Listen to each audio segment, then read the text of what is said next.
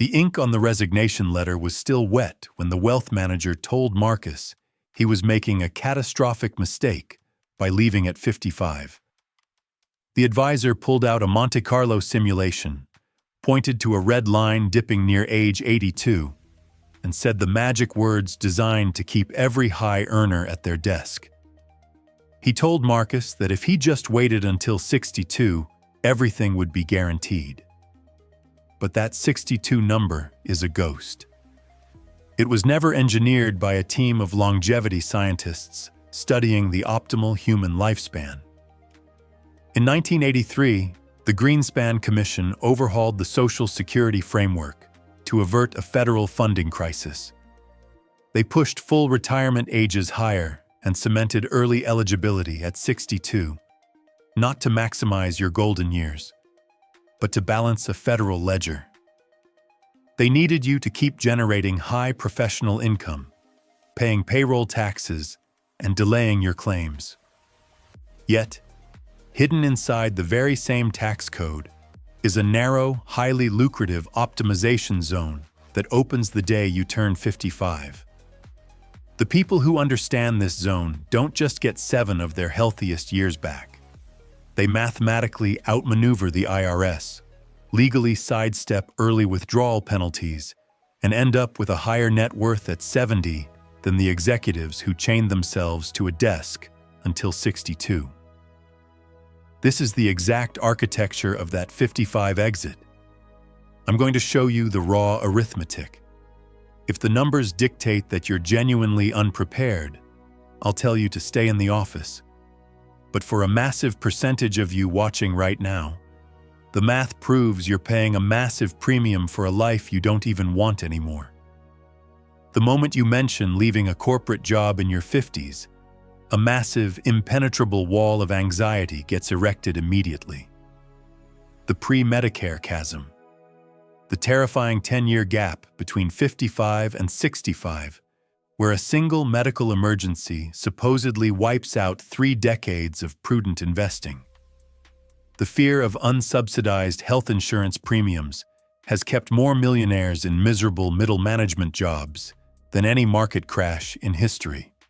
Let's dismantle this with actual current numbers. When you hand in your badge, federal law dictates you can use COBRA to maintain your exact corporate health plan for 18 months. You'll pay the full premium, plus a 2% administrative fee. For a married couple in their mid-50s, that typically looks like $1,200 to $1,800 a month. It stings. But it's a known, fixed cost that buys you a year and a half of absolute medical continuity while you decompress. The real game begins on month 19 when you enter the Affordable Care Act marketplace. The financial industry loves to terrify you with stories of $3,000 monthly premiums. They conveniently omit the lever that controls the entire system. Subsidies aren't based on your net worth. They aren't based on the $2 million sitting in your brokerage account. They're based entirely on your modified adjusted gross income, or MAGI, your taxable income. Meet Elena. She's a 56-year-old engineering director in Ohio who walked away with a $1.8 million portfolio. If Elena pulls her living expenses entirely from a traditional pre-tax 401k, generating $90,000 of taxable income, she falls off the subsidy cliff. Her premium for a standard silver plan is roughly $1,100 a month. But Elena understands income engineering. She pulls $30,000 from her taxable brokerage account, which only generates a tiny fraction of taxable capital gains. She pulls another $20,000 from her Roth IRA, which is completely tax-free, and she only withdraws $20,000 from her pre-tax accounts. She has $70,000 of spending power, but her MAGI on her tax return shows roughly $22,000. At that income level, Elena qualifies for massive federal subsidies. Her monthly premium for a high-quality silver plan drops to $0. Zero. Even if she engineers a slightly higher income of $50,000, her premium hovers around $240 a month. The subsidy cliff is a mathematical boundary, not a guessing game. Managing your taxable income in early retirement is the most valuable hourly work you'll ever do. And here's the variable the spreadsheets never capture. Within 12 months of leaving her 60-hour workweek, Elena's doctor took her off her statins and her cortisol-blocking sleep medications. Her chronic sciatica, caused by sitting in endless Zoom meetings, vanished. When you remove the toxic stress of the job, the medical spending driven by that exact stress evaporates. The corporate machine uses healthcare fear to keep you compliant. Once you understand MAGI, that fear becomes a simple line item on a spreadsheet. To fully escape the corporate machine, we need to map the exact mechanics of the 55 exit. I call this the Phantom Wealth Trilogy. These are 3 specific tax advantages that instantly disappear if you continue earning a high professional salary. Window 1 is the Rule of 55 exemption. Everyone is conditioned to believe that touching a retirement account before age 59 and a half triggers a brutal 10% early withdrawal penalty. That's true for IRAs, but the IRS carved out a massive loophole under Section 72T. If you leave your employer in or after the year you turn 55, you can withdraw funds from that specific employer's 401k without paying a single dime in early withdrawal penalties. You still pay standard income tax, but the 10% penalty is erased. This is the golden bridge to early retirement. But there's a trap. If you get eager and roll that 401k over to an IRA the day you retire, the Rule of 55 exemption vanishes instantly. The money must stay in the corporate plan to utilize the penalty-free access. Working until 62 completely ignores this 7-year bridge. Window 2 is the 0% capital gains trench. This is arguably the most powerful wealth-building tool available to the American middle and upper middle class, and high earners can never use it while employed. In 2024, a married couple filing jointly can realize up to $94,050 in long-term capital gains and pay exactly 0% in federal taxes. Add the standard deduction of $29,200, and you can theoretically pull over $120,000 of income from appreciated stock without paying a single cent to the federal government. If you're earning a $200,000 salary, your earned income fills up that bucket, pushing all your capital gains into the 15 or 20% brackets.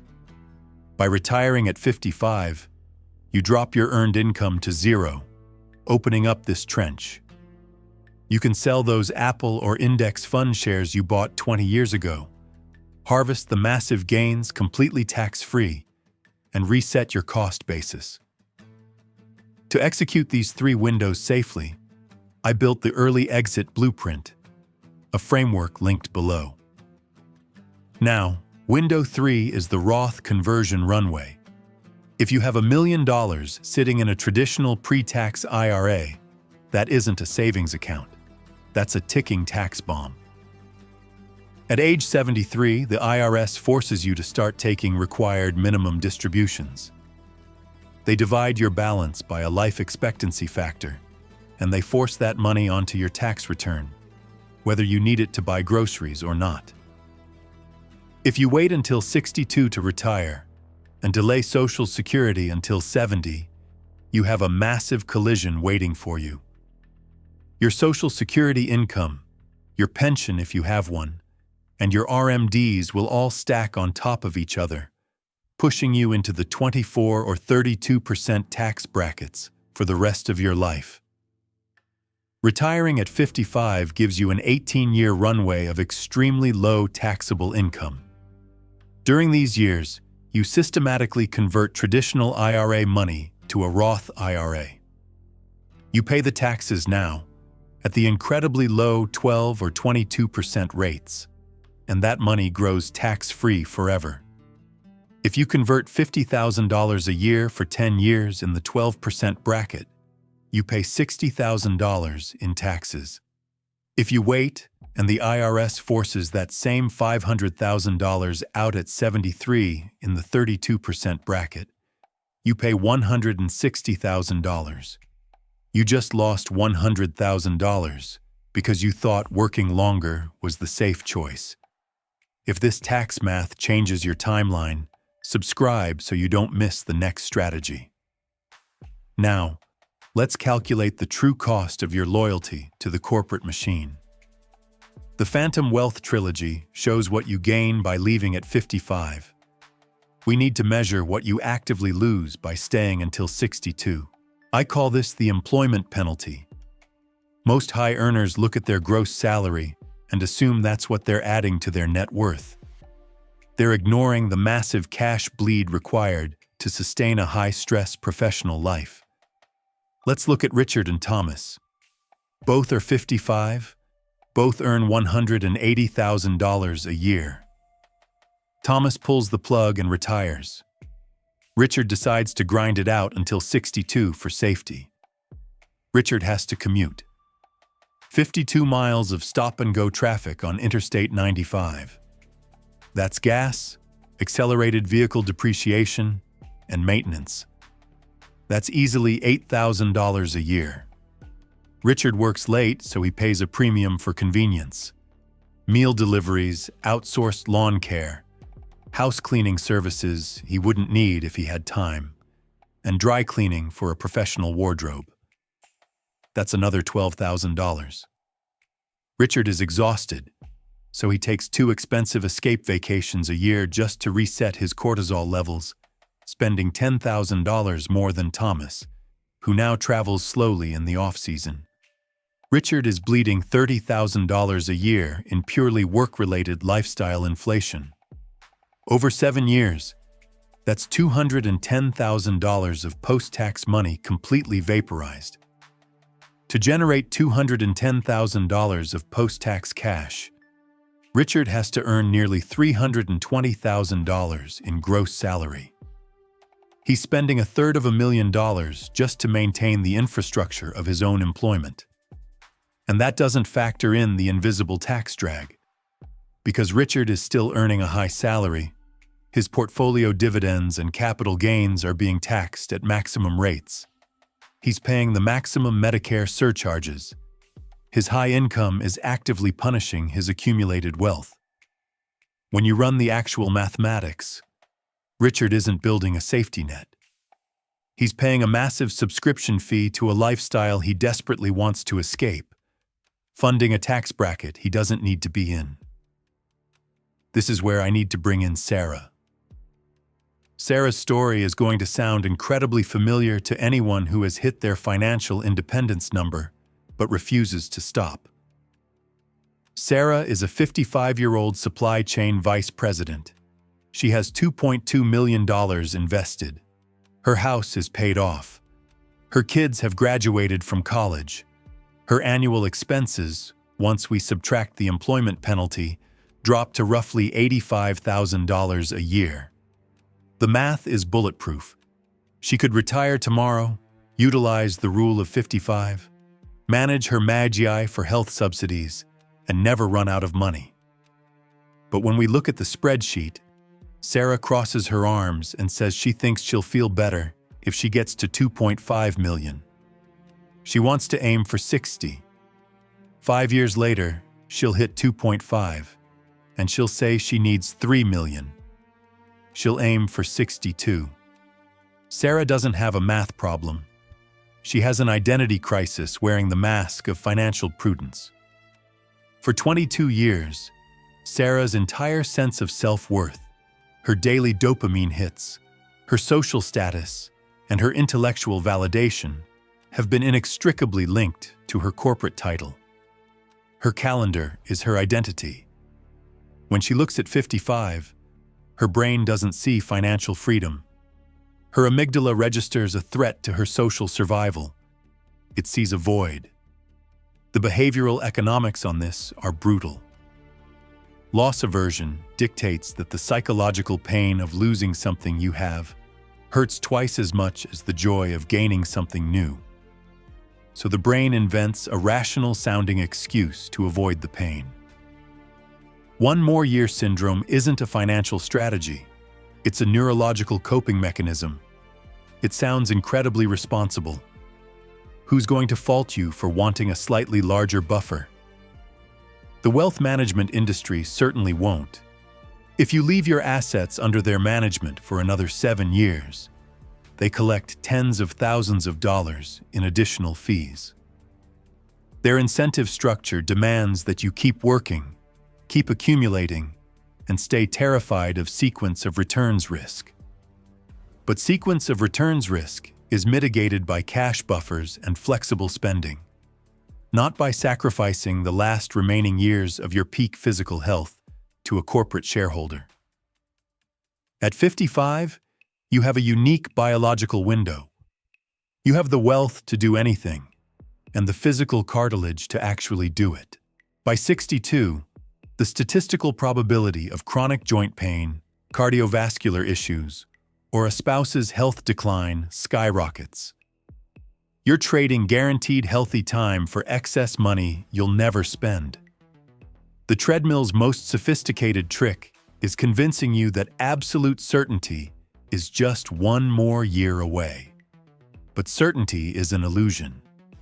The only real question is whether you're going to spend your final healthy decades on your own terms, or by default. Here are 3 specific things to do with this information today. First, calculate your MAGI ceiling. Look up the exact Affordable Care Act subsidy thresholds for your zip code and map out exactly which accounts you would draw from to stay under that line. Second, isolate your current 401k. Check with your Human Resources Department to confirm their specific rules regarding the Rule of 55, because plan administrators have different withdrawal protocols. Ensure you don't accidentally roll it over and trigger the penalty trap. Third, audit your identity portfolio. If 100% of your purpose is tied to your job, you need to start building a life outside the office before you pull the plug, or the void will pull you right back in. The 62 number was never meant to be your number. It was just a default setting. It's time to write your own code. If you're ready to start building that exit plan, click the video on your screen right now, where I walk you through the exact step-by-step process to transition your portfolio for early retirement. I'll see you there.